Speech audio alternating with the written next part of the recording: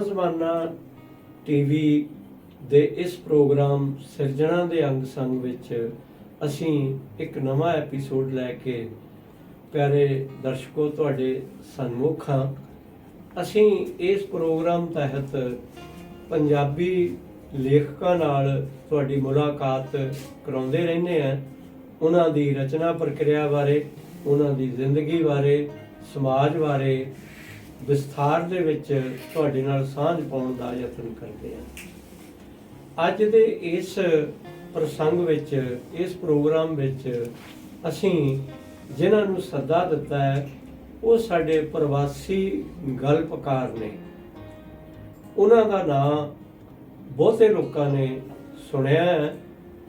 ਇਹ ਨੇ ਮੇਰੇ ਨਾਲ ਮੋਹਨ ਸਿੰਘ ਕੁੱਕੜ ਪਿੰਡੀਆ ਜੀ। ਮੋਹਨ ਸਿੰਘ ਜੀ, ਤੁਹਾਡਾ ਇਸ ਪ੍ਰੋਗਰਾਮ ਵਿੱਚ ਬਹੁਤ-ਬਹੁਤ ਸਵਾਗਤ।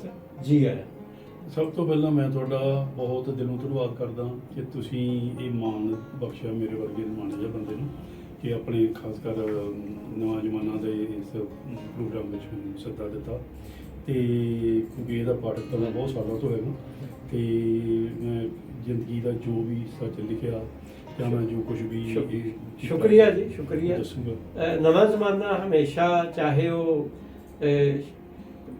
ਅਖਬਾਰ ਐਤਵਾਰ ਦਾ ਹੋਵੇ, ਚਾਹੇ ਸਾਡਾ ਇਹ ਨਵਾਂ ਜ਼ਮਾਨਾ ਟੀਵੀ ਹੋਵੇ, ਅਸੀਂ ਹਮੇਸ਼ਾ ਜਿਹੜੇ ਅਸਾਰੂ ਢੰਗ ਨਾਲ ਲਿਖਣ ਵਾਲੇ ਲੇਖਕ ਹੈ ਉਹਨਾਂ ਦਾ ਜ਼ਿਕਰ ਕਰਦੇ ਰਹਿੰਦੇ ਆ।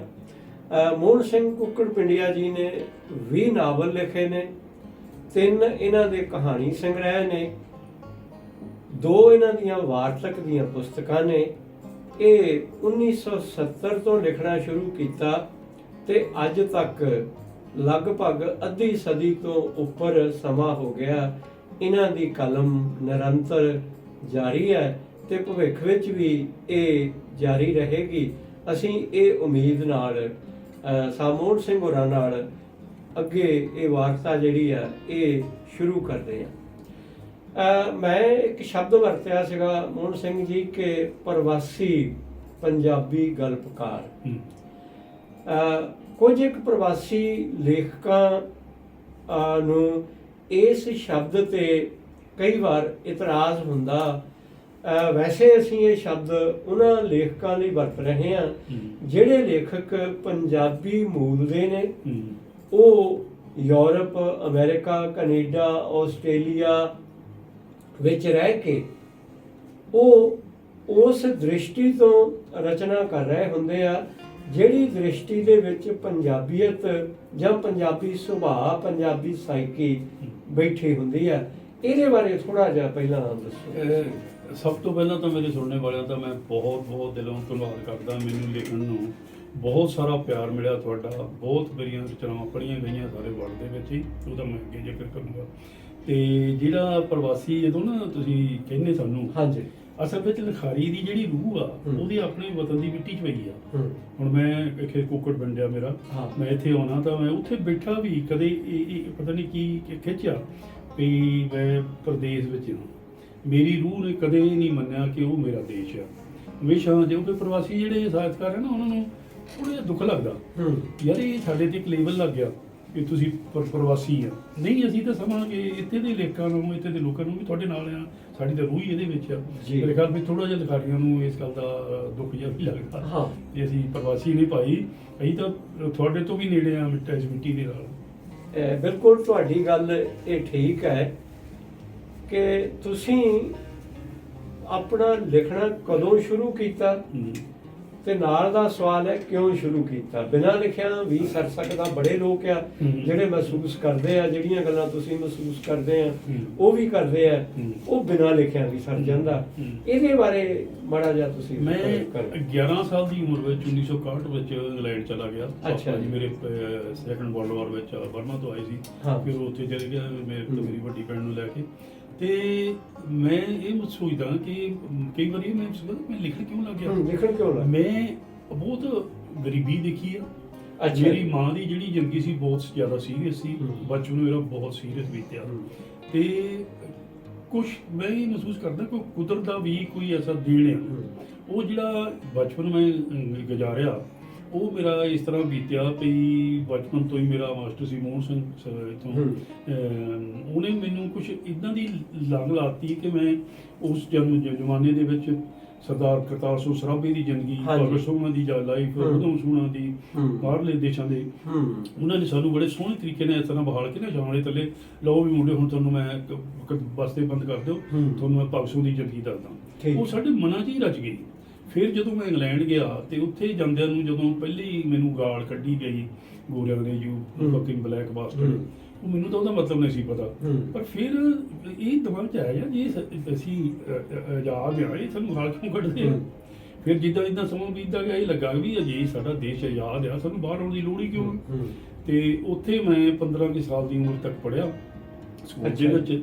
ਫਿਰ ਉੱਥੇ ਹੁਣ ਇਹ ਸੀ ਸਾਡੇ ਦਿਨਾਂ ਦੇ ਵਿੱਚ ਅਸੀਂ ਮੁੜ ਜਾਣਾ ਵਾਪਸ, ਪੈਸੇ ਕਮਾਉਣੇ ਆ, ਸਾਲ 2 ਸਾਲ ਲਾਉਣੇ ਆ, ਚਲੇ ਜਾਣੇ ਆ। ਤੇ ਉੱਥੇ ਫਿਰ ਮੇਰੇ ਸ਼ਹਿਰ ਦੇ ਵਿੱਚ ਇੱਕ ਮਿਰਜ਼ਾ ਸੀ ਮੁਸਲਮਾਨ, ਸਿਨੇਮੇ ਦੇ ਵਿੱਚ ਰਸਾਲੇ ਕਿਤਾਬਾਂ ਵੇਚਦਾ ਹੁੰਦਾ ਸੀ। ਉਹਨੇ ਕਾਫੀ ਸਾਰਾ ਜਿਹੜਾ ਪੰਜਾਬੀ ਦਾ ਲਿਟਰੇਚਰ ਸੀ ਨਾ, ਉਹ ਆਪਣੀ ਦੁਕਾਨ ਕਰਕੇ ਵੇਚਦਾ ਸੀ। ਉਹਦੇ ਨਾਲ ਮੇਰਾ ਕੰਟਰੈਕਟ ਰਿਹਾ, ਮੈਂ ਜਿਹੜਾ ਘਰੋਂ ਮਿਲਣਾ ਖਾਣੇ ਲਈ ਡਿਨਰ ਦੇ ਪੈਸੇ, ਉਹਨੇ ਨਾਲ ਮੈਂ ਕਿਤਾਬਾਂ ਖਰੀਦ ਲੈਣੀਆਂ।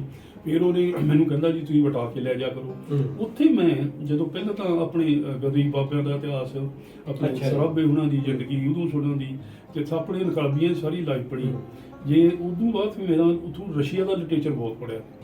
ਉਦੋਂ ਪੰਜਾਬੀ ਅਨੁਵਾਦ ਹੋ ਕੇ ਬਹੁਤ ਆਇਆ। 1917 ਦਾ ਇਨਕਲਾਬ, ਫਰਾਂਸ ਦਾ ਇਨਕਲਾਬ, ਫਿਰ ਉੱਥੇ ਦੀ ਇੰਗਲੈਂਡ ਦੇ ਰਾਈਟਰਸ ਵੀ ਮੈਂ ਪੜ੍ਹੇ ਇੰਗਲਿਸ਼ ਦੇ ਵਿੱਚ ਬਹੁਤ ਸਾਰੇ, ਤੇ ਉਹਨਾਂ ਦਾ ਮੇਰੇ ਤੇ ਬਹੁਤ ਅਸਰ ਹੋਇਆ। ਤੇ ਉਦੋਂ ਬਾਅਦ ਫਿਰ ਮੈਂ ਮੇਰੇ ਖਿਆਲ ਹੈ 1970 ਦੀ ਗੱਲ ਹੈ, 1970 'ਚ ਤੁਹਾਡਾ ਨਾਵਲ ਆਉਂਦਾ ਆ ਖੂਨ ਗਰੀਬਾਂ ਦਾ। ਇਹਦੀ ਬੈਕਗ੍ਰਾਉਂਡ ਇਹ ਆ ਕਿ ਮੈਂ ਜਦੋਂ 8-9 ਸਾਲ ਦਾ ਸੀ, ਉਦੋਂ ਪ੍ਰਤਾਪ ਸਿੰਘ ਕੈਰੋਂ ਪੰਜਾਬ ਦਾ ਚੀਫ ਮਿਨਿਸਟਰ ਸੀ, ਤੇ ਮੇਰਾ ਪਿੰਡ ਸੀ ਕਾਂਗਰਸੀਆਂ ਦਾ। ਉਦੋਂ ਮੋਰਚੇ ਲੱਗਦੇ ਸੀ ਕੁਛ ਸੀ ਟੈਕਸ ਦੇ ਖਿਲਾਫ, ਤੇ ਬੜਾ ਉਹਨਾਂ ਨੂੰ ਬੋਲਣਾ ਸੱਜਾ ਪੈਰ ਜੁੱਤੀ ਦਾ ਕੈਰੋਂ ਬਹੁਤ ਠੀਕ ਆ।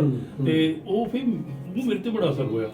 7-8 ਮੁੰਡਿਆਂ ਨੇ ਫਿਰ ਰਾਤ ਨੂੰ ਨਾ ਇਹਦੀ ਗਾਂ ਜਾਂ ਮੱਝ ਚੋ ਕੇ ਬਾਲਟੀ ਨੂੰ ਚੋਰੀ ਦੇਣੀ ਰਾਤ ਨੂੰ। ਉਹਦੇ ਵਿੱਚ ਸਾਡੇ ਇਨਕਲਾਬੀ ਕਿਸਮ ਦੇ ਗਦਰੀ ਬਾਬਿਆਂ ਦੇ ਟਾਈਮ ਦੇ ਵੀ ਬਹੁਤ ਜਿਹੜੇ ਸੀਗੇ ਉਹਦੇ ਚ ਮਿਲੇ ਮੈਨੂੰ, ਜਿਹਨਾਂ ਤੋਂ ਮੈਂ ਬਹੁਤ ਕੁਝ ਸਿੱਖਿਆ ਛੋਟੀ ਉਮਰ 'ਚ। ਮੈਨੂੰ ਐ ਲੱਗਦਾ ਕਿ ਜਿਹੜਾ ਖੁਸ਼ ਹੈਸੀਅਤ ਟੈਕਸ ਦਾ ਵਿਰੋਧ ਹੈ, ਜਿਹੜੀਆਂ ਉਸ ਵੇਲੇ ਪੰਜਾਬ ਦੇ ਵਿੱਚ ਕਮਿਊਨਿਸਟ ਪਾਰਟੀਆਂ ਸਰਗਰਮ ਸੀਗੀਆਂ, ਉਹਨਾਂ ਤੋਂ ਬਹੁਤ ਉਹਨਾਂ ਨੇ ਉਹਦਾ ਵਿਰੋਧ ਬਹੁਤ ਤਿੱਖੀ ਪੱਧਰ ਤੇ ਕੀਤਾ। ਬਹੁਤ ਉਹਨਾਂ ਦੀ ਬੜੀ ਦੇਣ ਆ ਸਾਡੀਆਂ ਪੰਜਾਬ ਕਮਿਊਨਿਸਟ ਪਾਰਟੀ ਦੀ, ਬਹੁਤ ਵੱਡੀ ਦੇਣ ਆ। ਉਹਦੇ ਤਾਂ ਉਹਨੇ ਤਾਂ ਇਦਾਂ ਦਾ ਬੜਾ ਦਿੱਤਾ ਸੀ ਇਹ ਸਿਸਟਮ ਕਿ ਚਲੂਨ ਸੁੱਟੋ ਜ਼ਿਮੀਂਦਾਰਾਂ ਨੂੰ। ਤੇ ਉਸ ਵੇਲੇ ਸਾਡੇ ਦੇਸ਼ ਦੇ ਵਿੱਚ ਸਾਡੀਆਂ ਲੈਫਟ ਕੰਪਨੀਆਂ ਆਪਣੀਆਂ ਲੈਫਟ ਪਾਰਟੀਆਂ ਇੱਥੇ ਦੇ ਜਿਹੜੇ ਸਾਡੇ ਵਰਕਰ ਸੀ, ਬੜੀ ਮਿਹਨਤੀ ਦਲੇਰ ਸੀ, ਉਹਨਾਂ ਨੂੰ ਬੜਾ ਜ਼ੁਲਮ ਕੀਤਾ ਗਿਆ ਉਹਨਾਂ ਦੇ ਉੱਤੇ। ਤੇ ਉਦੋਂ ਬਾਅਦ ਫਿਰ ਮੈਂ ਜਦੋਂ ਉੱਥੇ ਇੰਗਲੈਂਡ ਚਲਾ ਗਿਆ, ਮੈਨੂੰ ਯਾਦ ਆਇਆ ਕਿ ਮੈਂ ਜਦੋਂ ਛੋਟੀ ਪਹਿਲਾਂ ਕਹਾਣੀਆਂ ਲਿਖਣ ਲੱਗਾ, ਉੱਥੇ ਵੀ ਅਖਬਾਰ ਸ਼ੁਰੂ ਹੋ ਗਿਆ ਪੰਜਾਬੀ ਦੇ ਦੇਸ਼ ਪੰਜਾਬ ਟਾਈਮ। ਫਿਰ ਮੇਰੇ ਦਿਲ ਵਿੱਚ ਉਹ ਜਿਹੜਾ ਸੀ ਨਾ ਉਸ ਸਮੇਂ ਦਾ, ਉਹ ਜਾਂ ਕੋਈ ਗੁੱਝਾ ਵੱਝਾ ਹੁੰਦਾ ਅੰਦਰ, ਉਹਦੇ ਤੇ ਮੈਂ ਨਾਵਲ ਲਿਖਣਾ ਸ਼ੁਰੂ ਕੀਤਾ, ਖੂਨ ਗਰੀਬਾਂ ਦਾ। ਨਾਵਲ ਵੀ 200-250 ਸਫ਼ੇ ਦਾ ਸੀ। ਫਿਰ ਮੇਰੇ ਬਾਪ ਦੀ ਡੈਥ ਹੋ ਗਈ ਇੰਗਲੈਂਡ ਵਿੱਚ 72 ਤੇ ਮੈਂ 1973 ਵਿੱਚ ਇੰਡੀਆ ਆਇਆ। ਉਸ ਨਾਵਲ ਨੂੰ ਪਾਪਾ ਪ੍ਰੀਤਮ ਸਿੰਘ ਉਹਨੂੰ ਛਾਪਿਆ, ਔਰ ਉਹਨੇ ਮੈਨੂੰ ਖੁਦ ਚਿੱਠੀ ਲਿਖੀ ਸੀ ਵੀ ਮੋਹਨ ਜੀ ਮੈਂ ਇੱਕ ਨਾਵਲ ਸਾਡਾ 1080 ਸਾਲ ਦਾ ਵਿਕਦਾ ਸੀ, 3 ਐਡੀਸ਼ਨਾਂ ਛਾਪੀਆਂ ਤੁਹਾਡੀਆਂ, ਇਹ ਬੜੇ ਮਾਣ ਦੀ ਗੱਲ ਆ।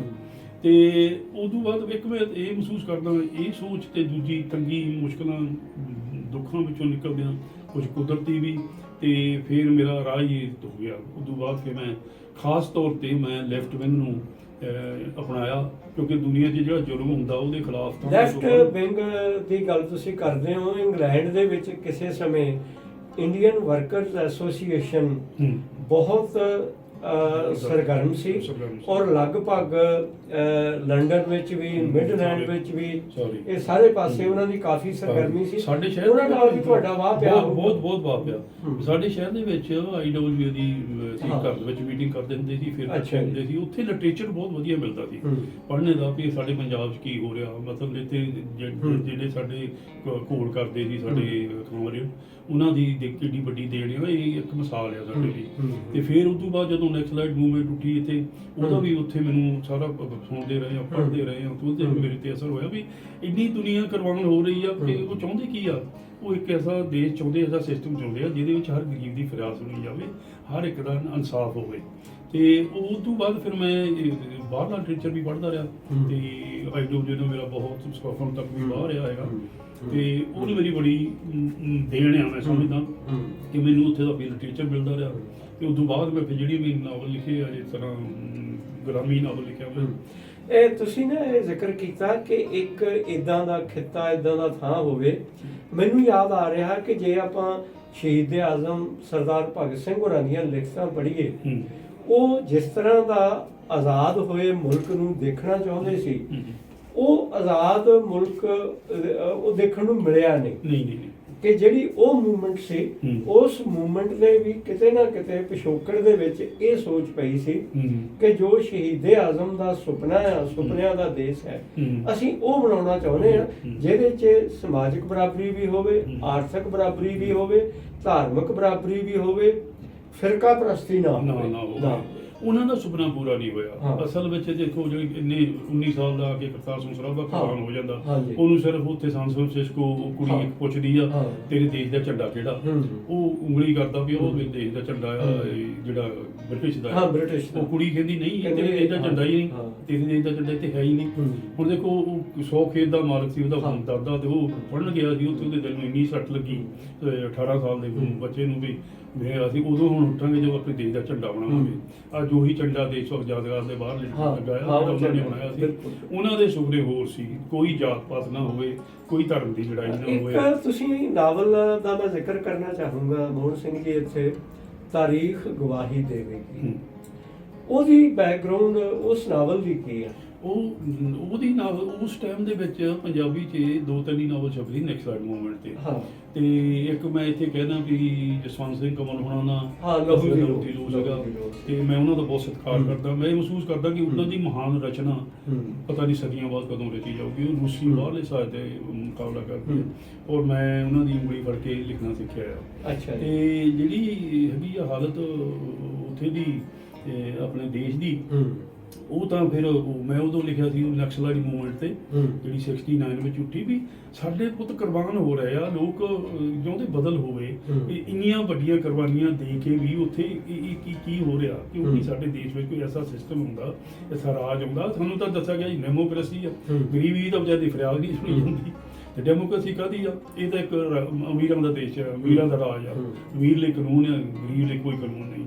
ਤੇ ਇਸ ਕਰਕੇ ਉੱਥੇ ਬੈਠਾ ਵੀ ਅਸੀਂ ਉਹ ਕਿਤਾਬ ਦੇ ਵਿੱਚ ਵੀ ਮੈਂ ਇਹੀ ਲਿਆਂਦਾ ਆ ਵੀ ਸਾਡੇ ਲੋਕ ਉੱਠਦੇ ਆ, ਬੋਲਦੇ ਆ, ਹੱਕ ਮੰਗਦੇ ਆ, ਲੇਕਿਨ ਉਹਨੂੰ ਦਬਾ ਦਿੱਤਾ ਜਾਂਦਾ।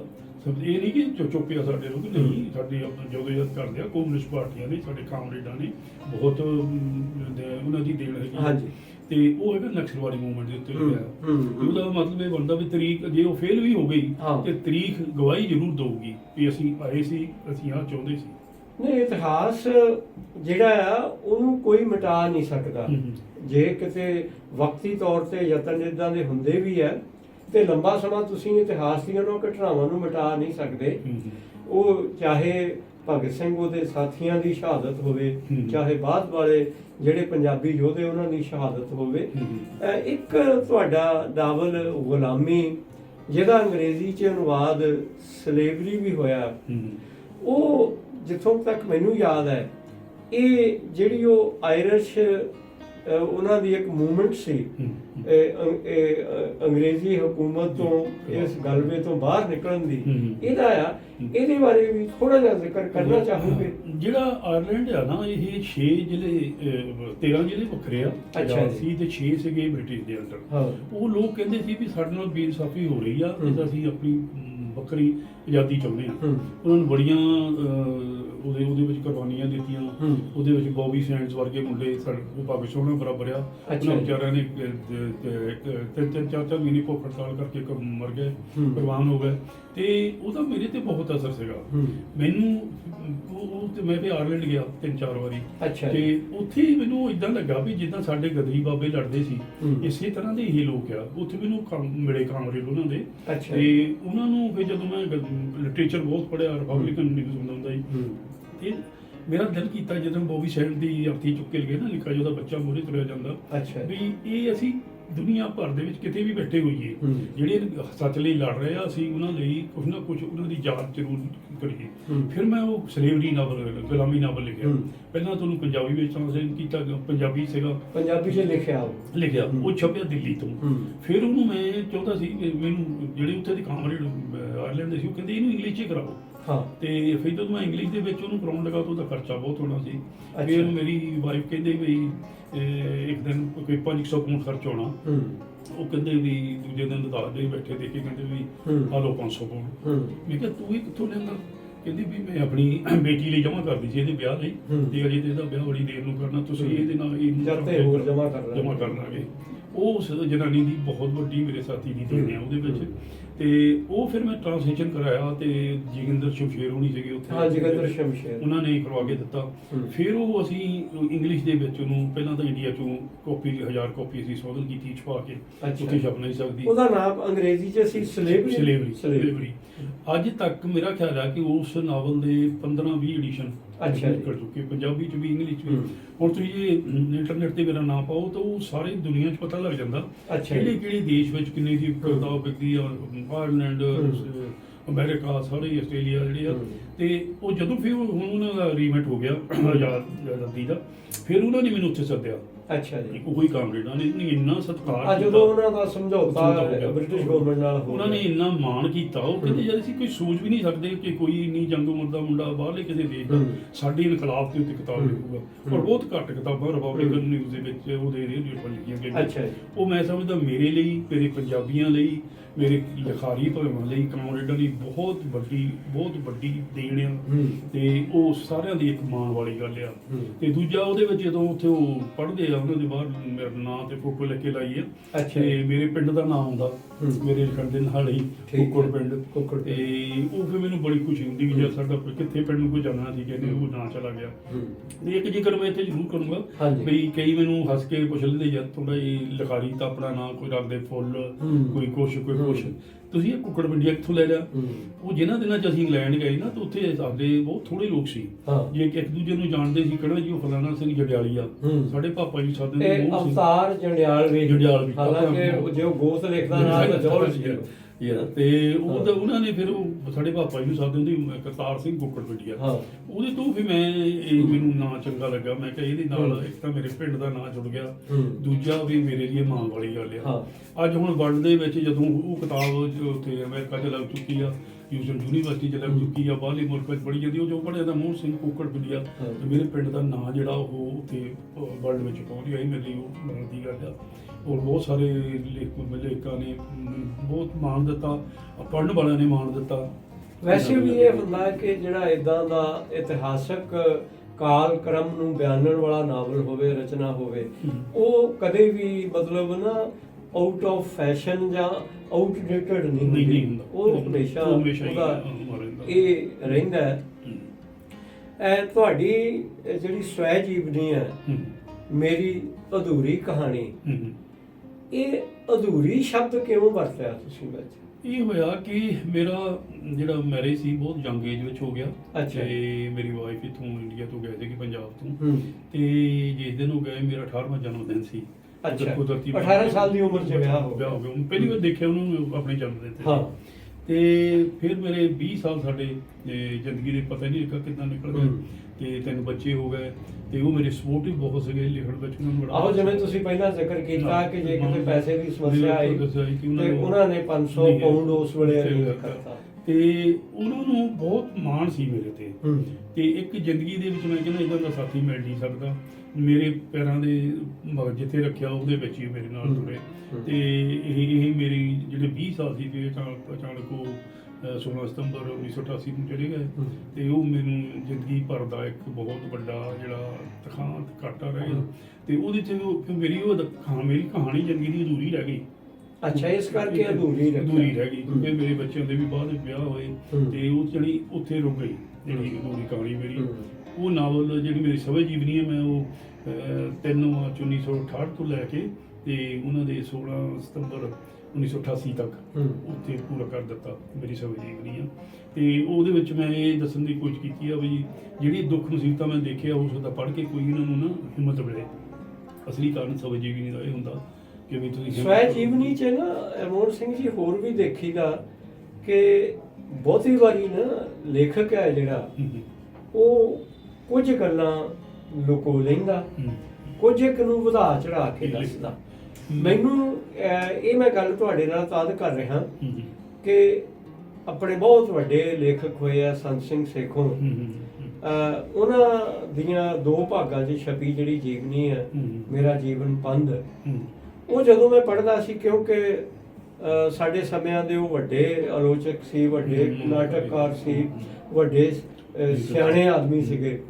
ਉਹਨਾਂ ਦੀਆਂ ਗੱਲਾਂ 'ਚੋਂ ਕੁਝ ਇੱਕ ਜਿਹੜੀਆਂ ਮੈਨੂੰ ਉਦੋਂ ਜਿਹੜੀਆਂ ਕਮਜ਼ੋਰੀਆਂ ਦਾ ਮੈਂ ਗਵਾਹ ਸੀ, ਉਦਾਂ ਦੀਆਂ ਗੱਲਾਂ ਉਹ ਲੁਕੋ ਜਾਂਦੇ ਰਹਿੰਦੇ। ਇਹ ਹੋਰ ਵੀ ਆਪਾਂ ਕਈ ਉਦਾਹਰਨਾਂ ਦੇ ਸਕਦੇ ਹਾਂ। ਲੇਕਿਨ ਮੈਂ ਇਹ ਕੋਸ਼ਿਸ਼ ਕੀਤੀ ਆ ਮੇਰੀ ਅਧੂਰੀ ਕਹਾਣੀ ਦੇ ਵਿੱਚ, ਮੈਂ ਕੁਝ ਲੁਕੋਇਆ ਨਹੀਂ। ਅੱਛਾ ਜੀ। ਉਹ ਜੋ ਕੁਝ ਮੇਰੇ ਅੰਦਰ ਰੂਹ ਦੇ ਵਿੱਚੋਂ ਸੀ, ਜੋ ਮੈਂ ਮੇਰੀਆਂ ਵੀ ਗਲਤੀਆਂ ਸੀ ਤੇ ਜੋ ਮੈਂ ਟਰੂ ਸੱਚ ਲਿਖਿਆ, ਮੈਂ ਉਹ 'ਚ ਲਿਖਣ ਦਾ ਸ਼ੁਰੂ ਕੀਤਾ ਸੀ। ਵਿੱਚ ਲੁਕਾਉਣਾ ਨਹੀਂ ਕੁਝ ਵੀ, ਇਹ ਪੜ੍ਹਨ ਵਾਲਿਆਂ ਨੂੰ ਕਦੋਂ ਤੱਕ ਜਿਹਦਾ ਪਤਾ ਲੱਗੇ ਤੇ ਕਿਸੇ ਨੂੰ ਹਿੰਮਤ ਮਿਲੇ। ਤੇ ਉਹ 'ਚ ਮੈਂ ਬਿਲਕੁਲ ਨਿਰਪੱਖ ਹੋ ਕੇ ਬਿਲਕੁਲ ਕੋਈ ਲੁਕੋ ਨਹੀਂ ਰੱਖਿਆ। ਜੇ ਮੇਰੇ ਕੋਈ ਕਸੂਰ ਹੈ ਉਹ ਵੀ ਮੈਂ ਦੱਸਿਆ, ਜ਼ਿੰਦਗੀ 'ਚ ਵਾਪਰਿਆ ਉਹ ਵੀ ਦੱਸਿਆ। ਪਰ ਮੇਰੀ ਬਦਕਿਸਮਤੀ ਆ ਕਿ ਕਹਾਣੀ ਮੇਰੀ ਅਧੂਰੀ ਰਹਿ ਗਈ ਉਹਨਾਂ ਦੀ ਜਾਣ ਦੇ ਨਾਲ, ਕਿ ਜੇ ਉਹ ਰਹਿੰਦੇ ਤਾਂ ਜ਼ਿੰਦਗੀ ਹੋਰ ਤਰ੍ਹਾਂ ਦੀ ਹੋਰ ਬਿਹਤਰ ਹੁੰਦੀ। ਉਹ ਸਾਥੀ ਵੇਦਾਂ ਦਾ ਮਿਲਦਾ ਨਹੀਂ ਕਦੇ ਵੀ। ਤੇ ਆਪਾਂ ਨਾ ਸ਼ੁਰੂ ਦੇ ਵਿੱਚ ਮੋਹਨ ਸਿੰਘ ਜੀ ਜ਼ਿਕਰ ਮੈਂ ਕੀਤਾ ਸੀਗਾ ਕਿ ਅਸੀਂ ਤੁਹਾਨੂੰ ਥੋੜਾ ਜਿਹਾ ਪ੍ਰਵਾਸੀ ਸ਼ਬਦ ਵਰਤ ਕੇ ਵੱਖ ਕਰ ਲੈਂਦੇ ਆ। ਹੁਣ ਮੇਰਾ ਵਾਹ ਪ੍ਰਵਾਸੀ ਪੰਜਾਬੀ ਸਾਹਿਤ ਨਾਲ ਰਿਹਾ। ਉਹਦੇ ਵਿੱਚ ਜਦੋਂ ਖਾਸ ਕਰਕੇ ਪਹਿਲਾਂ ਜਿਹੜਾ ਸਾਡੀ ਕਵਿਤਾ ਆ, ਚਾਹੇ ਸਾਡੀ ਕਹਾਣੀ ਹੈ, ਚਾਹੇ ਸਾਡਾ ਨਾਵਲ ਹੈ, ਉਹਦੇ ਵਿੱਚ ਜਿਹੜਾ ਜ਼ਿਕਰ ਜ਼ਿਆਦਾ ਆਉਂਦਾ ਨਾ ਕਿ ਜਦੋਂ ਜਿਵੇਂ ਤੁਸੀਂ 11-12 ਸਾਲ ਦੇ ਗਏ, ਕੋਈ 18-20 ਸਾਲ, 10-11 ਸਾਲ ਦੇ, ਕੋਈ 10-20 ਸਾਲ ਦਾ ਗਿਆ, ਉਹਦੇ ਮਨ ਵਿੱਚ ਇੱਕ ਪੰਜਾਬੀ ਰਹਿਤਲ ਬੈਠੀ ਹੁੰਦੀ, ਤੁਹਾਡੇ ਮਨ 'ਚ ਵੀ ਸੀਗੀ। ਪਰ ਜਦੋਂ ਤੁਹਾਡਾ ਉੱਥੇ ਜਾ ਕੇ ਵਾਹ ਪੈਂਦਾ, ਉਹ ਇੱਕ ਵੱਖਰੀ ਰਹਿਤਲ ਆ। ਉਹਨਾਂ ਦਾ ਪਹਿਰਾਵਾ ਵੱਖਰਾ, ਖਾਣ ਪੀਣ ਵੱਖਰਾ, ਰਸਮੋ ਰਿਵਾਜ ਵੱਖਰੇ, ਰਿਸ਼ਤਾ ਨਾਤਾ ਪ੍ਰਬੰਧ ਵੱਖਰਾ, ਘਰ ਦੇ ਮਾਹੌਲ ਵੱਖਰੇ। ਇਹਦਾ ਜ਼ਿਕਰ ਬਹੁਤ ਕਵਿਤਾ 'ਚ ਵੀ ਆਇਆ, ਕਹਾਣੀ 'ਚ ਵੀ ਆਇਆ। ਜੇ ਮੈਂ ਇੱਥੇ ਉਦਾਹਰਣ ਦੇਣੀ ਹੋਵੇ ਤੇ ਮੈਂ ਅਵਤਾਰ ਜੰਡਿਆਲਵੀ ਹੋਰਾਂ ਦੀ ਇੱਕ ਲੰਬੀ ਕਵਿਤਾ ਸੀ ਮੇਰੇ ਪਰਤੌਣ ਤੱਕ, ਮੈਂ ਪੜ੍ਹੀ। ਤੁਸੀਂ ਉਹ ਪੜ੍ਹੀ ਹੋਊਗੀ। ਇਸੇ ਤਰ੍ਹਾਂ ਜਗਤਾਰ ਢਾਹ ਹੋਰਾਂ ਦੀ ਇੱਕ ਲੰਬੀ ਕਵਿਤਾ ਆ ਗਵਾਚੇ ਘਰ ਦੀ ਤਲਾਸ਼, ਉਹ ਵੀ ਮੈਂ ਪੜ੍ਹੀ। ਉਹ ਵੀ ਤੁਸੀਂ ਪੜ੍ਹੀ ਹੋਊਗੀ। ਫਿਰ ਸਵਰਨ ਚੰਦਨ ਆਪਣਾ ਬਹੁਤ ਵੱਡਾ ਸਿਆਣਾ ਨਾਵਲਕਾਰ ਤੇ ਕਹਾਣੀਕਾਰ ਸੀ, ਆਲੋਚਕ ਵੀ ਸੀ, ਪਰ ਕਹਾਣੀਕਾਰ ਉਹ ਬਹੁਤ ਵੱਡਾ ਸੀ। ਉਹਦੀ ਕਹਾਣੀਆਂ ਵਿੱਚ ਇੱਕ ਉਹਦੀ ਕਹਾਣੀ ਫਰੀ ਸੁਸਾਇਟੀ ਹੈ, ਸ਼ਾਇਦ ਉਹ ਤੁਸੀਂ ਪੜ੍ਹੀ ਹੋਵੇ। ਉਹਦੇ ਵਿੱਚ ਜਿਹੜੀ ਉੱਥੇ ਜੰਮੀ ਪਲੀ ਬੱਚੀ ਹੈ, ਉਹ ਆਪਣੀ ਮਰਜ਼ੀ ਨਾਲ ਆਪਣੀ ਜ਼ਿੰਦਗੀ ਬਤੀਤ ਕਰਨਾ ਚਾਹੁੰਦੀ ਹੈ, ਪਰ ਉਹਦੇ ਪੜ੍ਹੇ ਲਿਖੇ ਮਾਂ-ਬਾਪ ਉਹ ਕੋਈ ਨੌਕਰੀ ਕਰਦੇ ਆ ਇੱਕ ਲਾਇਬ੍ਰੇਰੀ ਦੇ ਵਿੱਚ, ਲਾਇਬ੍ਰੇਰੀ ਨੇ ਕੋਈ ਹੋਰ ਜੋ ਦਿਖਾਇਆ ਉਹ ਪਾਤਰ, ਉਹਨਾਂ ਨੂੰ ਇਹ ਨਾ ਖੁਸ਼ਗਵਾਰ ਗੁਜ਼ਰਦਾ। ਹੁਣ ਇਹ ਜਿਹੜਾ 2 ਸੱਭਿਆਚਾਰਾਂ ਦਾ ਟਕਰਾਓ ਆ, ਉਹਨੂੰ ਪਹਿਲਾਂ ਪਹਿਲ ਤੁਹਾਡਾ ਵੀ ਵਾਹ ਪਿਆ ਉਹਦੇ ਨਾਲ, ਤੁਸੀਂ ਵੀ ਇਹਦੇ ਬਾਰੇ ਕਹਾਣੀਆਂ, ਇਹਦੇ ਬਾਰੇ ਕੋਈ ਨਾਵਲ, ਇਹਦੇ ਬਾਰੇ ਹੋਰ ਰਚਨਾਵਾਂ ਲਿਖੀਆਂ। ਇਹਨੂੰ ਤੁਸੀਂ ਕਿਸ ਤਰ੍ਹਾਂ ਲੈ ਰਹੇ ਸੀ? ਜਦੋਂ ਅਸੀਂ ਲੋਕ ਬਾਹਰ ਨੂੰ ਪ੍ਰਵਾਸ ਕਰਦੇ ਨਾ, ਅਸੀਂ ਜਾਂਦੇ ਸਿਰਫ ਕਮਾਈ ਕਰਨ ਨੂੰ, ਵੀ ਪੈਸੇ ਥੋੜੇ ਬਹੁਤ ਕਮਾ ਲਈਏ, ਆਪਣੇ ਦੇਸ਼ ਨੂੰ ਮੁੜ ਆਈਏ। ਪਰ ਮੈਂ ਦੇਖਿਆ ਇਹ ਇਤਿਹਾਸ ਦੇ ਵਿੱਚ ਗਵਾਹ ਹੀ ਆ ਕਿ ਜਦੋਂ ਤੁਸੀਂ ਇੱਕ ਦੇਸ਼ ਨੂੰ ਛੱਡ ਗਏ ਨਾ, ਉੱਥੇ ਜਾ ਕੇ ਪਹਿਲਾਂ ਤਾਂ ਇਹ ਆ ਕਿ ਤੁਸੀਂ ਮਜ਼ਦੂਰੀ ਕਰਦੇ ਆ, ਕੰਮਕਾਰ ਕਰਦੇ ਆ, ਪਿੱਛੇ ਬਣਾਉਂਦੇ ਆ, ਉੱਥੇ ਵੀ ਮਿਹਨਤ ਕਰਦੇ ਆ। ਫਿਰ ਹੌਲੀ ਹੌਲੀ ਕਰਕੇ ਉਹ ਤੁਹਾਡਾ ਕਲਚਰ, ਉਹਨਾਂ ਦਾ ਉੱਥੇ ਦੀ ਧਰਤੀ ਤੁਹਾਡਾ ਮੋਹ ਪੈ ਜਾਂਦਾ ਕੁਦਰਤੀ। ਤੇ ਜਿੱਦਾਂ ਜਿੱਦਾਂ ਸਾਡੇ ਨਾਲ ਇਹ ਹੋਇਆ ਵੀ ਪਹਿਲਾਂ ਤਾਂ ਅਸੀਂ ਪੈਸੇ ਕਮਾਉਣ ਦਾ ਸੀ, ਬਸ ਵੀ ਖਾ ਕੇ ਮੁੜ ਜਾਣਾ। ਬੱਚੇ ਉੱਥੇ ਹੋ ਗਏ, ਸਾਡੀਆਂ ਧੀਆਂ ਭੈਣਾਂ ਨੇ ਉੱਥੇ 12-12 ਘੰਟੇ ਫੈਕਟਰੀਆਂ 'ਚ ਮਜ਼ਦੂਰੀ ਕੀਤੀ, ਪਿੱਛੇ ਘਰ ਪੈਰ ਬਣਾਏ, ਸਭ ਕੁਝ ਕੀਤਾ। ਉਹਨਾਂ ਦੇ ਸੁਪਨੇ ਸੀ ਅਸੀਂ ਵਾਪਸ ਚੱਲ ਜਾਣਾ। ਕਿਉਂਕਿ ਉਹ ਇਸ ਕਲਚਰ ਚੋਂ ਗਏ ਸੀ, ਇਸ ਸਿਸਟਮ ਚੋਂ ਗਏ ਸੀ, ਉਹਨਾਂ ਨੂੰ ਉਹ ਅਜੇ ਬਰਦਾਸ਼ਤ ਨਹੀਂ ਸੀ ਕਰ ਸਕਦੇ ਕਿ ਸਾਡੇ ਬੱਚੇ ਇੱਥੇ ਗੋਰਿਆਂ 'ਚ ਮਿਕਸ ਹੋ ਜਾਣ ਜਾਂ ਇਹਨਾਂ ਦੇ ਵਿਆਹ ਹੋ ਜਾਣ, ਜਾਂ ਉਹਨਾਂ ਦਾ ਕਲਚਰ ਵੱਖਰਾ ਹੀ ਆ। ਜਾਣੀ ਮੈਂ ਤਾਂ ਇਹ ਕਹੂੰਗਾ ਵੀ ਉਹਨਾਂ ਦਾ ਕਲਚਰ ਹੈ ਹੀ ਨਹੀਂ ਜਿਹੜੇ ਗੋਰਿਆਂ ਦਾ, ਬਸ ਕੋਈ ਕਿਤੇ ਕੋਈ ਕਿਤੇ। ਤੇ ਉਹ ਫਿਰ ਉਹਨਾਂ ਨੂੰ ਜਦੋਂ ਦੁੱਖ ਲੱਗਦਾ, ਜਿਹੜੀ ਤੁਸੀਂ ਖਾਣੇ ਦੀ ਗੱਲ ਕਰਦੇ ਸਵਰਨ ਚੰਦਨ ਦੀ, ਸਵਰਨ ਚੰਦਨ ਹੁਣੀ, ਸਾਥੀ ਨਿਧਾਨਵੀ ਹੁਣੀ ਤੇ ਅਵਤਾਰ ਜਲਵੀ ਜੀ ਦਾ, ਇਹ ਸਾਰੇ ਮੇਰੇ ਬਹੁਤ ਪਿਆਰੇ ਦੋਸਤ ਸੀ। ਸਵਰਨ ਚੰਦਨ ਮੈਂ ਸਾਰਾ ਲਿਟਰੇਚਰ ਪੜ੍ਹਿਆ ਤੇ ਉਦਾਂ ਵੀ ਕਦੀ ਕਦੀ ਮਿਲਦੇ ਹੁੰਦੇ ਸੀ ਜਦੋਂ ਸਾਡੇ ਕੋਈ ਫੰਕਸ਼ਨ ਹੁੰਦਾ ਸੀ। ਤੇ ਉਹਨਾਂ ਨੇ ਜਾਣੀ ਉਹ ਇੱਕ ਚੰਗੀ ਤਰ੍ਹਾਂ ਜਿਹਦਾ ਕੋਈ ਲਿਖੀ ਪਾਤੀ ਹੁੰਦੀ, ਆਹ ਸਿਸਟਮ ਬਈ ਜਿਹੜਾ ਹੈਗਾ ਸਾਡੇ ਬੱਚਿਆਂ ਦਾ। ਤੇ ਹੁਣ ਦਿਖਾਂਤ ਇਹ ਹੋ ਗਿਆ, ਸਾਡੀ ਤੀਜੀ ਚੌਥੀ ਪੀੜ੍ਹੀ ਆ ਗਈ, ਹੁਣ 60 ਸਾਲ ਤਾਂ ਮੈਨੂੰ ਉੱਥੇ ਰਹਿੰਦੇ ਨੂੰ ਹੋ ਗਿਆ, ਤੇ ਅਸੀਂ ਗਏ ਸੀ ਪੈਸੇ ਕਮਾਉਣ। ਤੇ ਮੈਨੂੰ ਜਦੋਂ ਤੁਸੀਂ ਪੈਸੇ ਕਮਾਉਣ ਦਾ ਜ਼ਿਕਰ ਕਰਦੇ ਸੀ, ਮੈਨੂੰ ਯਾਦ ਆ ਗਿਆ ਮੇਰੇ ਸਭ ਤੋਂ ਵੱਡੇ ਭਾਈ ਸਾਹਿਬ 1962 ਵਿਸਾਖੀ ਵਾਲੇ ਦਿਨ ਘਰੋਂ ਆਏ ਸੀ, ਤੇ ਮੇਰੀ ਮਾਂ ਨੇ ਤੇ ਮੇਰੇ ਬਾਪ ਨੇ ਉਹਨੂੰ ਇਹ ਕਿਹਾ ਸੀਗਾ ਕਿ ਕਾਕਾ ਜਦੋਂ ਲੱਖ ਰੁਪਈਆ ਹੋ ਗਿਆ ਨਾ, ਮੁੜਿਆ ਵੀ ਇੱਥੇ ਆਪਣੇ ਕੋਲੋਂ ਮੁੱਕਣਾ ਨਹੀਂ। ਤੇ ਉਹ ਲੱਖ ਰੁਪਈਆ ਹੋਣ ਤੋਂ ਬਾਅਦ ਕਈ ਵਾਰੀ ਮੈਂ ਆਪਣੇ ਉਹ ਭਰਾ ਨਾਲ ਗੱਲ ਕਰਦਾ ਹੁੰਦਾ, ਪਤਾ ਨਹੀਂ ਇੱਥੇ ਵੀ ਕਿੰਨੇ ਲੱਖਾਂ ਕਮਾ ਲਿਆ ਸੀ, ਤੁਸੀਂ ਵੀ ਲੱਖਾਂ ਕਮਾ ਲਿਆ, ਨਹੀਂ ਆ ਨਹੀਂ ਹੁੰਦਾ। ਇਹ ਉਹਦਾ ਤੁਸੀਂ ਜ਼ਿਕਰ ਕਰ ਰਹੇ ਸੀ, ਬੱਚੇ ਹੋ ਗਏ। ਫਿਰ ਉਹ ਸਾਡਾ ਬੱਚਿਆਂ ਨਾਲ ਮੋਹ ਹੋ ਗਿਆ, ਉੱਥੇ ਦਾ ਕਲਚਰ ਨਾਲ ਸਾਡਾ ਹੋ ਗਿਆ। ਇੱਕ ਚੀਜ਼ ਹੋਰ ਹੋ ਗਈ ਵੀ ਜਿੱਦਾਂ ਜਿੱਦਾਂ ਅਸੀਂ ਜ਼ਿਆਦਾ ਦੇਰ ਉਹਨਾਂ ਮੁਲਕਾਂ ਰਹਿੰਦੇ ਗਏ, ਉੱਥੇ ਹੁਣ ਉਹ ਹਾਲਤ ਨਹੀਂ ਹੈਗੇ, ਉੱਥੇ ਨਫ਼ਰਤ ਘਟੀ ਆ। ਸਾਡੇ ਬੱਚੇ ਕੁੜੀਆਂ ਮੁੰਡੇ MP ਬਣ ਗਏ, ਬਹੁਤ ਨੌਕਰੀਆਂ ਵਧੀਆ ਦੇ ਚਲ ਗਏ, ਲੋਕਾਂ ਦਾ ਕਾਰੋਬਾਰ ਹੋ ਗਏ, ਤੇ ਹੁਣ ਉਹ ਚੀਜ਼ ਨਹੀਂ ਹੈਗੀ ਉੱਥੇ ਜਿਹੜੀ ਸਾਡੇ ਟਾਈਮ ਦੇ ਹੁੰਦੇ ਗਾਲ ਕੱਢਦੇ ਜਾਂ ਕਿੱਦਾਂ ਦੀ। ਉਹਨਾਂ ਨੂੰ ਹੁਣ ਆਪਣਾ ਉਹ ਦੇਸ਼ ਅਪਣਾ ਲਿਆ। ਤੇ ਲੇਕਿਨ ਇਹਦਾ ਇੱਕ ਦਿਖਾਂਤ ਹੋਰ ਜਿਹੜਾ ਗਾਂ ਵੀ ਬਹੁਤ ਵੱਡਾ ਆ ਰਿਹਾ ਆ ਕਿ ਸਾਡੇ ਜਿਹੜੇ ਉੱਥੇ ਬੱਚੇ ਜੰਮੇ ਪਲੇ ਆ। ਹੁਣ ਗੋਰਿਆਂ ਦਾ ਜੇ ਆਪਾਂ ਕਲਚਰ ਵਾਸ ਕਹੀਏ, ਜਿਹੜਾ ਉਹਨਾਂ ਦੇ ਜਿਹੜੇ ਤਰ੍ਹਾਂ ਵੀਰ ਲੋਕ ਆ, ਉਹ ਤਾਂ ਸਾਡੇ ਵਿੱਚ ਕਦੇ ਮਿਕਸ ਨਹੀਂ ਹੁੰਦੇ, ਨਹੀਂ ਉਹ ਨੇੜੇ ਨਹੀਂ ਆਉਂਦੇ, ਉਹ ਤਾਂ ਤੁਸੀਂ ਉਹਦੇ ਲਾਗੇ ਘਰ ਰਹਿ ਲਓ, ਘਰ ਵੇਚ ਕੇ ਚੱਲ ਜਾਂਦੇ। ਤੇ ਜਿਹੜੀ ਸਾਡੀ ਉੱਥੇ ਦੀ ਹੁਣ ਬੱਚੇ ਵੀ ਪੜ੍ਹ ਰਹੇ ਆ, ਚਾਹੇ ਇੰਗਲੈਂਡ ਕੈਨੇਡਾ ਅਮਰੀਕਾ ਕਿਤੇ ਵੀ ਆ, ਉਹਨਾਂ ਦਾ ਉਹ ਕਲਚਰ ਬਣ ਗਿਆ। ਤੇ ਉਹਨਾਂ ਨੂੰ ਜੇ ਅਸੀਂ ਹਰ ਸ਼ਹਿਰ 'ਚ 4-5 ਗੁਰਦੁਆਰੇ ਬਣੇ, ਉੱਥੇ ਵੀ ਲੈ ਜਾਓ, ਸਕੂਲਾਂ 'ਚ ਵੀ ਲੈ ਜਾਓ, ਤੇ ਉਹਨਾਂ ਤੇ ਉਹ ਅਸਰ ਹੋ ਰਿਹਾ ਜਿੱਥੇ ਉਹ ਜੀਂਦੇ ਆ, ਜਿਹਨਾਂ 'ਚ ਉਹ ਵਿਚਰਦੇ ਆ। ਹੁਣ ਅਗਲਾ ਜਿਹੜਾ ਸਾਡਾ ਬਹੁਤ ਵੱਡਾ ਦਿਖਾਂਤ ਆ ਰਿਹਾ, ਉਹ ਇਹ ਆ ਕਿ ਬਹੁਤ ਵਧੀਆ ਨੌਕਰੀਆਂ ਦੇ ਲੱਗ ਗਏ ਬੱਚੇ, ਡਾਕਟਰ, ਇੰਜੀਨੀਅਰ, ਜੋ ਤੁਸੀਂ ਨਾਂ ਲਓ ਉੱਥੇ ਪਾਇਲਟ ਸਾਹਿਬ, ਤੇ ਉਹਨਾਂ ਦੇ ਵਿੱਚ ਬਹੁਤ ਤੇਜ਼ੀ ਨਾਲ ਮਿਕਸ ਹੋ ਰਹੇ ਆ। ਕੁੜੀ ਹੋਵੇ ਮੁੰਡਾ ਹੋਵੇ, ਕੋਈ ਗੋਰੇ ਜਮੀਕੇ ਪਾਕਿਸਤਾਨੀ ਮੁਸਲਮਾਨ ਜੋ ਵੀ ਆ। ਤੇ ਇਹ ਹੁਣ ਆਉਣ ਵਾਲੇ ਸਮੇਂ ਵਿੱਚ ਇਦਾਂ ਦਾ ਉੱਥੇ ਬੇਲੜਾ ਇਕੱਠਾ ਹੋ ਜਾਣਾ, ਜਿਨ੍ਹਾਂ ਦਾ ਨਾ ਕੋਈ ਇੱਕ ਕਲਚਰ ਹੋਊਗਾ, ਨਾ ਇੱਕ ਬੋਲੀ ਰਹੂਗੀ, ਬਸ ਉਹ ਆ। ਤੇ ਦੂਜੀ ਗੱਲ ਉਹਨਾਂ ਦੇਸ਼ਾਂ ਦੀ ਆ, ਸਰਮਾਏਦਾਰ ਦੇਸ਼ਾਂ ਦੀ ਬੜੇ ਸ਼ਤਾਨ ਦੇਸ਼ ਆ ਉੱਥੇ।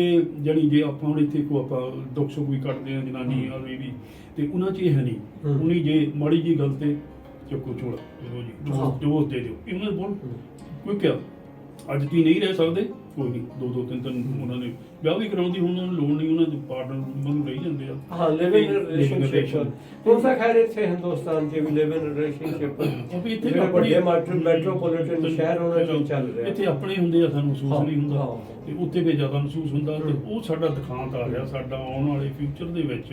ਇੱਕ ਤਾਂ ਤੁਸੀਂ ਲਿਖ ਲਓ ਕਿ ਜਿਹੜੇ ਬੱਚੇ ਉੱਥੇ ਗਏ ਆ, ਜੰਮੇ ਪਲੇ ਨਹੀਂ, ਮੁੜ ਕੇ ਕਦੇ ਨਹੀਂ ਆਉਣਾ, ਇਹ ਭੁੱਲ ਜਾਓ। ਤੇ ਦੂਸਰੀ ਗੱਲ, ਸਾਡੀ ਪੀੜ੍ਹੀ ਆ ਜੂਗੀ, ਦੇਖਣ ਨੂੰ ਕਨਵੈਂਟ ਲੱਗ ਰਿਹਾ, ਹੁਣ ਸਾਡਾ ਵੀ ਜਿਹੜਾ ਹੁਣ ਅਖੀਰੇ ਆ ਰਿਹਾ, ਤੇ ਉਹਨਾਂ ਦਾ ਉਹੀ ਦੇਸ਼ ਬਣ ਗਿਆ। ਤੁਹਾਨੂੰ ਯਾਦ ਹੋਊਗਾ ਕਿ ਇੱਕ ਉੱਥੇ ਸਿੱਖ ਲੜਕੀ ਦਾ ਕਤਲ ਹੋਇਆ ਸੀ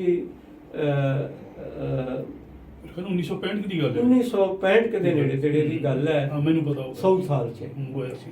ਉਹ ਸਿੱਖ ਲੜਕੀ ਨੇ ਮੁਸਲਮਾਨ ਮੁੰਡੇ ਨਾਲ ਵਿਆਹ ਕਹਿੰਦੀ ਸੀ ਮੈਂ ਕਰਵਾ ਲਿਆ ਜਾਂ ਕਰਾਉਣਾ ਸੀ, ਤੇ ਉਹਦੇ ਬਾਪ ਨੇ ਉਹਨੂੰ ਵੱਢ ਕੇ ਜੇਲ੍ਹ ਚਲਾ ਗਿਆ ਸੀ। ਤੇ ਮੈਨੂੰ ਯਾਦ ਹੈ ਜਦੋਂ ਉਹ ਮੁੜ ਕੇ ਜੇਲ੍ਹ ਦੇ ਵਿੱਚੋਂ ਛੁੱਟ ਕੇ ਆਇਆ ਨਾ, ਜਿਹੜੀ ਸਾਡੀ ਪੰਜਾਬੀ ਕਮਿਊਨਿਟੀ ਹੈ ਉਹਨੂੰ ਇਹ ਸਮਝ ਰਹੀ ਸੀ ਕਿ ਇਹ ਸਾਡਾ ਨਾਇਕ ਹੈ, ਸਾਡਾ ਹੀਰੋ ਹੈ। ਇਹ ਉਸ ਵੇਲੇ ਦੀ ਗੱਲ ਹੈ। ਮੈਂ ਇੱਕ ਵਾਰੀ ਗਿਆ ਵੀ ਸੀਗਾ, ਉਹ ਗੁਰਦੁਆਰੇ ਸਾਰੇ ਇਕੱਠੇ ਹੋਏ ਤੇ ਉਹ ਇਸ ਤਰ੍ਹਾਂ ਦੀ ਗੱਲ ਕਰ ਰਹੇ ਸੀਗੇ ਕਿ ਹੁਣ ਵੀ ਉਹ ਪੋਜੀਸ਼ਨ ਹੈ ਕਿ ਮਾਂ-ਬਾਪ, ਜਿੱਦਾਂ ਆਪਾਂ ਸਵਰਨ ਚੰਦਨ ਦੀ ਉਸ ਕਹਾਣੀ ਦਾ ਜ਼ਿਕਰ ਕੀਤਾ, ਹੁਣ ਥੋੜਾ ਫਰਕ ਪਿਆ ਕਿ ਅਜੇ ਵੀ। ਮੈਂ ਇੱਕ ਐਸੇ ਦੋਸਤ ਨੂੰ ਜਾਣਦਾ ਕਿ ਉਹਨੇ ਉਹਦੀ ਲੜਕੀ ਦੇ ਗੋਰੇ ਨਾਲ ਕਦੀ ਮੈਂ ਵਿਆਹ ਕਰਾਉਣਾ ਲੇਕਿਨ ਸੀਗਾ, ਉਹਨੇ ਦੁੱਖ ਦੇ ਵਿੱਚ ਹੀ ਫਾਹਾ ਲੈ ਲਿਆ। ਅੱਛਾ ਜੀ, ਇਹ ਵੀ ਬੋਲੋ ਹੁਣ ਚੰਗੀ ਗੱਲ ਆ। ਤੇ ਹੁਣ ਜਿਹੜਾ ਹਾਲਤ ਹੋ ਗਏ ਆ, ਹੁਣ ਦੇਖੋ ਦੇਖੀ ਜਦੋਂ ਜੀ ਪਹਿਲਾਂ ਤਾਂ ਇਹ ਹੁਣ ਜਿਹੜਾ ਆਉਂਦੇ ਹੈ ਤੇਰੀ ਕੁੜੀ ਨੇ ਗੋਰੇ ਨਾਲ ਜਾਂਦੀ ਆ, ਹੁਣ ਉੱਥੇ ਘਰੋਂ ਘਰ ਹੋਣ ਲੱਗਿਆ। ਕੋਈ ਮੁੰਡਾ ਲੈ ਗਿਆ, ਕੋਈ ਕੁੜੀ ਲੈ ਗਈ, ਕਲਚਰ ਰਿਹਾ ਹੀ ਨਹੀਂ। ਉਹ ਬਸ ਹੁਣ ਉਹ ਸਬਰ ਦੇ ਘੁੱਟ ਪੀ ਕੇ ਚੁੱਪ ਕਰ ਗਏ ਜਿਹੜੇ ਸਾਡੇ ਮਾਂ ਬਾਪ ਆ। ਉਹ ਕਹਿੰਦੇ ਹੁਣ ਅਸੀਂ ਰੋਕ ਹੀ ਨਹੀਂ ਸਕਦੇ, ਹੁਣ ਤੇ ਉਹ ਇਹ ਕੁਝ ਹੋਣਾ ਹੀ ਸੀ। ਤੇ ਹੁਣ ਕੋਈ ਉਂਗਲੀ 'ਚ ਵੀ ਨਹੀਂ ਚੁੱਕਣ ਜੋਗਾ ਰਿਹਾ ਜਦੋਂ ਸਾਡੇ ਵੇੜਾ ਹੀ ਗਰਕ ਹੋ ਗਿਆ। ਤੇ ਇਹ ਮੈਂ ਕਹਿਣਾ ਜ਼ਰੂਰ ਕਹੂੰਗਾ ਵੀ ਅੰਗਰੇਜ਼ਾਂ ਦਾ ਵੀ ਸਾਰਾ ਜਿਹੜਾ ਕਲਚਰ ਹੈ ਉਹ ਚੰਗਾ ਨਹੀਂ, ਇਹ ਨਹੀਂ। ਸਾਡਾ ਵੀ ਕਲਚਰ ਬਹੁਤ ਮਹਾਨ ਆ। ਅਸੀਂ ਕੁਰਬਾਨੀ ਦੇਣੀ ਜਾਣਦੇ ਹਾਂ, ਅਸੀਂ ਪਿਆਰ ਕਰਨਾ ਜਾਣਦੇ ਹਾਂ ਬਹੁਤ। ਉਹਨਾਂ ਦਾ ਕਲਚਰ ਹੈ ਹੀ, ਮੈਂ ਤਾਂ ਆਪਣੇ ਕਲਚਰ ਦਾ ਖਾਸ ਕਰਕੇ ਜਿਹੜਾ ਮੋਹਨ ਸਿੰਘ ਜੀ ਵਿਆਹ ਪ੍ਰਬੰਧ ਹੈ ਨਾ ਸਾਡਾ, ਕਈ ਮਤਲਬ ਔਗਣਾਂ ਦੇ ਬਾਵਜੂਦ ਵੀ ਸਾਰੀ ਦੁਨੀਆ ਦੇ ਵਿੱਚ, ਕਿਉਂਕਿ ਮੈਂ ਅਮਰੀਕਾ ਕੈਨੇਡਾ ਇੱਧਰ ਘੁੰਮ ਫਿਰ ਕੇ ਵੀ ਦੇਖਿਆ, ਆਪਣਾ ਜਿਹੜਾ ਵਿਆਹ ਦਾ ਸਿਸਟਮ ਆ ਉਹ ਬਹੁਤੇ ਦੇਸ਼ਾਂ ਨਾਲੋਂ ਬੈਟਰ ਕਿ ਨਹੀਂ। ਦੁੱਖ ਸੁੱਖ ਵਿੱਚ ਅਸੀਂ ਚਲੋ ਲੜਾਈ ਝਗੜੇ ਹਰ ਘਰ ਹੁੰਦੇ ਆ, ਦੁੱਖ ਸੁੱਖ ਵਿੱਚ ਹੀ ਜੋ ਸਾਥ ਦਿੰਦੇ ਆ ਉਹ ਨਹੀਂ ਦਿੰਦੇ। ਉਹ ਤਾਂ ਬਸ ਮਾੜੀ ਜੀ ਗੱਲ ਦੇ ਉੱਤੇ ਸਵੇਰ ਨੂੰ ਚਾਹ ਨਹੀਂ ਬਣਾਉਂਦੇ, ਚਲੋ ਛੱਡੋ ਡਿਵੋਰਸ ਕਰ ਲਓ। ਉਹ ਤਾਂ ਚੰਗਾ ਵੀ ਨਹੀਂ। ਇਹ ਨਾ ਸੋਚੋ ਕਿ ਬ੍ਰਿਟਿਸ਼ ਕਲਚਰ ਬਹੁਤ ਉਹ ਇੱਕ ਸਰਮਾਏਦਾਰ ਸ਼ੈਤਾਨ ਕਲਚਰ ਆ। ਉਹਨੀ ਬੰਦੇ ਨੂੰ ਮਸ਼ੀਨ ਬਣਾ ਕੇ ਰੱਖਣਾ। ਜਦੋਂ ਦੇਖੋ ਜਦੋਂ ਤੁਸੀਂ ਉੱਥੇ ਹੁਣ ਰਹਿਣ ਨੂੰ ਕਰਤਾ ਲੈਣਾ ਹੀ ਆ, ਉਦੋਂ ਹੀ ਤੁਸੀਂ ਮੋਰਗੇਜ ਲੈ ਲਈ, ਸਾਰੀ ਉਮਰ ਉਹ ਕਰਜ਼ਾ ਹੀ ਲਈ ਜਾਂਦੇ, ਸਾਰੀ ਉਮਰ ਬੰਦੇ ਦੀ ਘੀਸੀ ਹੋ ਜਾਂਦੀ ਹੈ ਸਾਰੀ ਉਮਰ। ਬਸ ਹੁਣ ਤਾਂ ਹੋਰ ਹੋ ਰਹੀ ਆ ਕਿਉਂਕਿ ਘਰ ਖਰੀਦਣਾ ਬਹੁਤ ਮਹਿੰਗੇ ਹੋਏ ਤੇ ਦੋਨੋਂ ਜੀਵੀ ਆਦਮੀ ਵਧੀਆ ਨੌਕਰੀ ਤੇ ਹੋਊਗੀ ਤਾਂ ਉਹ ਕੰਮ ਕਰਦਾ। ਜਦੋਂ ਤੱਕ ਬੁੜੇ ਹੁੰਦੇ ਆ ਬੜੀਆਂ ਕਿਸ਼ਤਾਂ ਨਹੀਂ ਪੂਰੀਆਂ ਹੁੰਦੀਆਂ, ਬੱਚੇ ਆਪਣਾ ਰਾਹ ਫੜ ਲੈਂਦੇ ਆ, ਉਦੋਂ ਬਾਅਦ ਰਹਿ ਕੀ ਜਾਂਦਾ ਤੁਹਾਡੇ ਸਰੀਰ 65 ਸਾਲ ਦੇ ਹੋ ਗਏ ਤਾਂ ਬਸ ਥੋੜੀ ਜ਼ਿੰਦਗੀ ਮੁੱਕ ਜਾਂਦੀ ਆ। ਮੋਹਨ ਸਿੰਘ ਜੀ ਗੱਲਾਂ ਹੋਰ ਵੀ ਬਹੁਤ ਜ਼ਿਆਦਾ ਸੀ ਤੁਹਾਡੇ ਨਾਲ ਕਰਨ ਵਾਲੀਆਂ, ਪਰ ਇੱਕ ਸਮੇਂ ਦੀ ਸੀਮਾ ਹੁੰਦੀ ਹੈ। ਤੇ ਅੱਜ ਦੇ ਐਪੀਸੋਡ ਵਿੱਚ ਫਿਲਹਾਲ ਇੰਨਾ ਹੀ। ਫਿਰ ਕਿਤੇ ਦੁਬਾਰਾ ਮੌਕਾ ਮਿਲਿਆ ਤੇ ਆਪਾਂ ਇਸ ਗੱਲ ਨੂੰ ਅੱਗੇ ਤੋਰਾਂਗੇ। ਤੁਸੀਂ ਸਾਡੇ ਸਟੂਡੀਓ 'ਚ ਆਏ, ਤੁਹਾਡਾ ਬਹੁਤ ਬਹੁਤ ਧੰਨਵਾਦ। ਮੈਂ ਸਭ ਤੋਂ ਪਹਿਲਾਂ ਤਾਂ ਤੁਹਾਡੇ ਤੇ ਆਪਣੇ ਨੌਜਵਾਨਾਂ ਦਾ ਬਹੁਤ ਬਹੁਤ ਦਿਲੋਂ ਸ਼ੁਕਰਗੁਜ਼ਾਰ ਹਾਂ ਕਿ ਤੁਸੀਂ ਮੈਨੂੰ ਮਾਣ ਦਿੱਤਾ। ਦੂਜਾ, ਮੈਂ ਸਾਡੇ ਪੰਜਾਬੀ ਦੇ ਲਿਖਾਰੀਆਂ ਦੇ ਵਿੱਚ ਬਹੁਤ ਇਹ ਆਉਂਦਾ ਜੀ ਸਾਨੂੰ ਜੀ ਪੰਜਾਬੀ ਸਾਡੀ ਕਿਤਾਬ ਪੜ੍ਹੀ ਨਹੀਂ ਜਾਂਦੀ, ਲੋਕ ਖਰੀਦਦੇ ਨਹੀਂ। ਮੈਂ ਮਾਣ ਨਾਲ ਕਹਿ ਸਕਦਾ ਵੀ ਮੇਰੇ ਨਾਵਲਾਂ ਦੇ 10-10 15-15 ਐਡੀਸ਼ਨ ਛਪ ਚੁੱਕੇ ਆ। ਮੈਨੂੰ ਇੰਨਾ ਮਾਣ, ਇੰਨਾ ਪਿਆਰ ਮਿਲਿਆ ਪੜ੍ਹਨ ਵਾਲਿਆਂ ਦਾ ਕਿ ਮੈਂ ਸਮਝਦਾ ਵੀ ਮੇਰੀ ਖੁਸ਼ਕਿਸਮਤੀ ਆ ਜਾਂ ਮੇਰੀਆਂ ਕਿਤਾਬਾਂ ਦੇ ਵਿੱਚ ਉਹਨਾਂ ਦੇ ਵਿੱਚ। ਤੇ ਉਹਦੇ ਲਈ ਮੈਂ ਹਰ ਇੱਕ ਦਾ ਦਿਲੋਂ ਧੰਨਵਾਦ ਕਰਦਾ, ਪਿਆਰ ਕਰਦਾ, ਸਤਿਕਾਰ ਕਰਦਾ। ਬਸ ਜਿੰਨਾ ਚਿਰ ਜੀਂਦਾ ਆ ਇਹ ਸਤਿਕਾਰ ਦਿੰਦੇ ਰਹੋ। ਮੇਰੇ ਬਾਅਦ ਵੀ ਜਿਹੜੇ ਕੰਮ ਹੋਣਗੇ ਉਹ ਸਾਡੀ ਯਾਦਗਾਰ ਰਹਿ ਜਾਏਗੀ ਸਾਡੀ। ਚਲੋ ਮੈਂ ਆਪਣੇ ਦਰਸ਼ਕਾਂ ਵੱਲੋਂ ਵੀ ਆਪਣੇ ਅਦਾਰੇ ਵੱਲੋਂ ਵੀ ਦੁਆ ਕਰਦਾ ਤੁਹਾਡੀ ਚੰਗੀ ਸਿਹਤ ਲਈ।